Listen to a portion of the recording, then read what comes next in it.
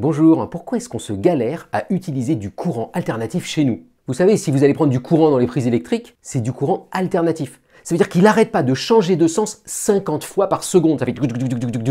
Et la question c'est pourquoi? C'est-à-dire quand par exemple on prend un téléphone portable ou qu'on prend un ordinateur portable, c'est du courant continu, il ne change pas, il est constant. Pourquoi diable est-ce qu'on se galère avec un courant qui change en permanence? Tout le problème, c'est comment on ramène du courant depuis une centrale thermique ou nucléaire qui est à 100 km de chez nous. Quand le courant, il passe dans les lignes électriques, il chauffe. C'est ce qu'on appelle l'effet Joule et ça, c'est inévitable. Donc en gros, vos lignes électriques, c'est des grille-pains. Et c'est un peu dommage, quoi. Vous perdez toute l'énergie en chaleur.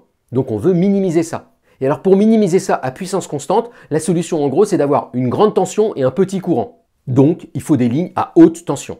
Et quand on dit haute tension, les lignes à haute tension, c'est des centaines de milliers de volts, ça rigole pas. Le petit problème, c'est comment vous faites quand vous récupérez quelques centaines de milliers de volts et que vous voulez ramener ça chez vous à 220 volts. Eh bien la solution, c'est un transformateur. Alors dit comme ça fait vraiment nul, mais le transformateur, c'est une petite merveille de physique. En gros, vous ramenez votre haute tension et votre fort courant dans une bobine de fil électrique, où vous avez fait des tours comme ça autour d'un aimant, et à côté, vous mettez une autre bobine avec un peu moins de tours. Et donc cette bobine-là, elle va créer autour d'elle un champ magnétique que va ressentir l'autre bobine, et vu qu'il n'y a pas le même nombre de tours, ça va transformer ça en une tension plus faible. Mais ça ne marche que si le courant change au cours du temps.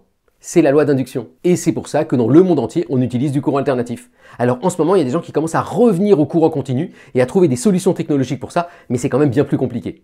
Bonne journée!